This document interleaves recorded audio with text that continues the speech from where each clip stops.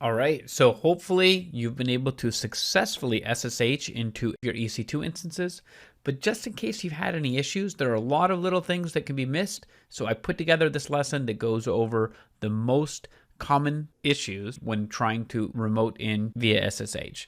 So let's go over these, understand what could be causing them, and see if we can get you up and running. But just keep in mind, you don't need to be able to SSH in order to pass the CCP exam. We are not going to really be using SSH any further in the class, so it's a good idea to understand how to connect into your EC2 instances.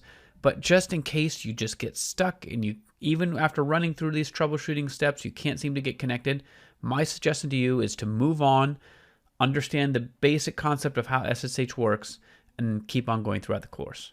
Okay? So here's our first item. Security group configured incorrectly. Let's see what this looks like. Okay, so you can see this command up here, SSH -I, and then I'm referencing the key pair file, and then I have the user at the IP address. So when I hit enter here, it normally should either prompt me for some issue on the key pair file, or it should just connect in. But when I hit enter, it just sits there and spins for a bit. So the fact that it took as long as it did, and then it comes back with a connection timed out issue, this is a very strong indication that it is some issue with a firewall or a security group rule or something like that. So let's go ahead and take a look at our EC2 instance and see what's going on. So when we go to our EC2 instance, we go to security, and then we look at inbound rules. We see that we have no rules to display. So this is telling us that there's no inbound traffic allowed to this EC2 instance. We look at the security groups. This is one I specifically made just for this lesson to show what it looks like. It says no incoming access. So what we're going to do is we're going to go up to actions, we go to security, and then we go to change security groups.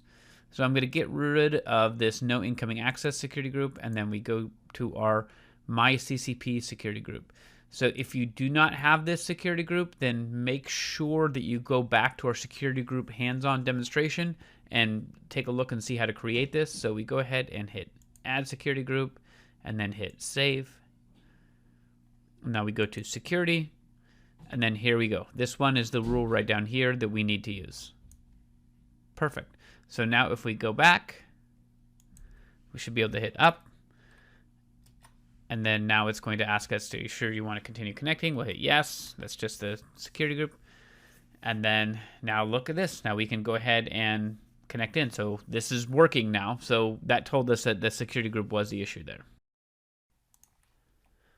So another possibility is that there is a corporate or university or personal firewall that you have on your computer side that is blocking outgoing connections over port 22 for SSH or port 3389 for RDP on Windows. It's a little uncommon to have outgoing firewall rules that block like this. It does happen though, and there's no way that I'm able to see it or help troubleshoot that because there are so many different applications, and obviously that, you know, if it's a corporate or university, it's managed by an IT group or something like that. So if you're running into this issue, one option may be to, if you have a laptop or something like that, take it so you're trying to connect from a different location, like a coffee shop or whatever, so that way that you're not going through that corporate or university firewall. That may or may not help. You may also have better luck with EC2 Instance Connect that we're going to be using in the next lesson. And if you're not able to use any of that, then go ahead and just, like I said, move on with the course. There's not really a whole lot we could do about this particular thing, but it doesn't happen to a ton of students. The next potential issue is if the username is not correctly entered in the SSH command. So let's see what that looks like.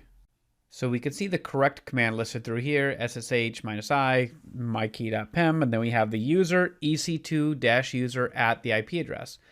But what happens if we, for example, will just remove the dash? We go through here, and if we just do EC2-user at this. So what if we try to connect using this? So we get a permission denied at this IP address publicly, and this is what it looks like right here. So if you do get this particular error, double check, make sure that you have EC2-user at the IP address, because if you do not have EC2-user, it will not work. So this is what that looks like. Okay, so the next issue we're going to talk about is the IP address of the EC2 instance changing. And let's take a look at what that looks like and also why that might happen. Here we have our EC2 instance, and so we can see that the public IPv4 address is 54.213.180.255, which is exactly what we are using to connect to it.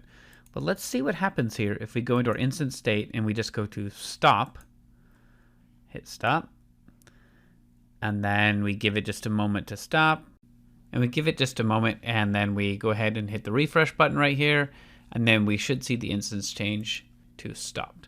So now that it's stopped, we can go ahead and just restart, and it will take just a moment to restart. We should restart here, but look at this IP address right here. Watch what happens.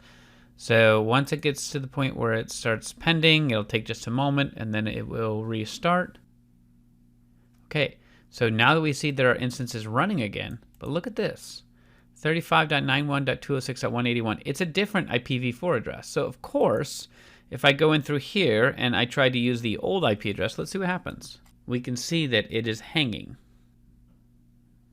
So we get a connection timed out whenever this happens. So this could be another reason why it takes a little bit and then we have a connection timeout, is that the IP address that we are referring to in our command is not the current IP address of the EC2 instance. Next, we're going to discuss what happens when the key pair file is not in the correct directory that we're using. So this issue is pretty straightforward. We have the command entered to SSH into our EC2 instance. We are not in the correct folder, so we can see where we're listed. We're listed as C users, and then this is my username, and then the desktop. And so if it does not find the mykey.file in the desktop, then it will come back with an error. We hit OK. And then it says, warning, identity file mykey.pem is not accessible. No such file or directory. So I'm going to go ahead and hit no to this really quick. And if I go to CD, and then I know that I have the folder, it's called folder. So I'm going to hit tab. So now I'm in the correct folder. And then we can see I enter that command again. And then it just gives me that same thing about the host. So if I hit yes right now, then it will connect in there. So that's what it looks like, where it says mykey.pem is not accessible, no such file or directory. That probably means that you are not in the correct directory. And again, the way that we do this is, I'm going to go ahead and exit this. If we need to go up a level, you can go ahead and just type cd and then ... And then if you want to go to one of the folders that's in your desktop, I'm going to hit CD, and then I'm going to start typing folder. I just hit FOL and then tab, and then it will auto-complete it as long as that's the only option. So that's how we can navigate between the folders. Another option here is to just see what folder it's referring to, like the C user and desktop folder, and then just manually drop the mykey.pem into this folder. If you don't want to have to worry about navigating through this, you can literally just put that key pair file into the folder where it's referencing, and that's another way to approach. Okay, now let's see what it looks like when the key pair file is not configured correctly in terms of access. Okay, so I'm going to try to SSH again, and I go ahead and hit enter, and it's giving me this warning: unprotected private key file, the permissions are too open. It's required that the private key file be not accessible by others. So if you're having this problem and you're on a Windows computer, then go ahead and view the SSH from a Windows computer demo again. And we went through this and made sure we modified the permissions so that way that we can access this correctly. Go ahead and go through that one more time, step by step, follow it down, pause if you need to, and follow along with that.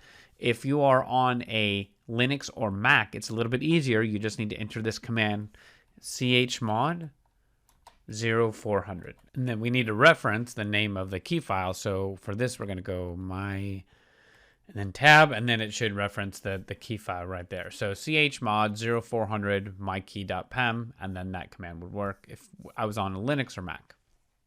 Okay, now the last issue that we're going to look at in this troubleshooting session is if we have the wrong key pair file. So I'm going to try to SSH using the wrong key file, which is the not my key file. This is the wrong one. And let's see what happens. So I'm going to go ahead and hit enter.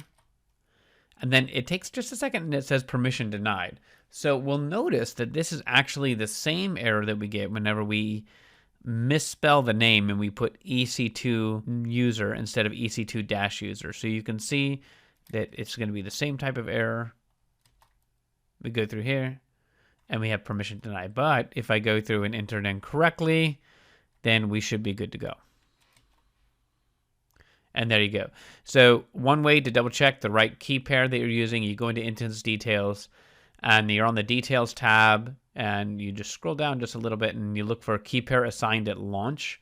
Now, it can change if you're kind of playing around with it, but this is at least what was assigned whenever we launched the EC2 instance. So just make sure that it matches the file that you are attempting to use to authenticate.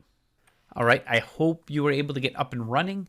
And if not, we're going to be working on Instance Connect and Session Manager in the next lesson. And hopefully you'll be able to get those to work.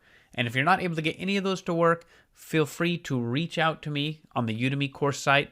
But keep in mind that if there's some sort of corporate university or some sort of personal firewall, that we may not be able to connect with your current settings. So we may not be able to help it out, but let's do the best we can. If you're not able to connect, just keep on working through the course. You don't need to be able to SSH in order to pass the CCP exam.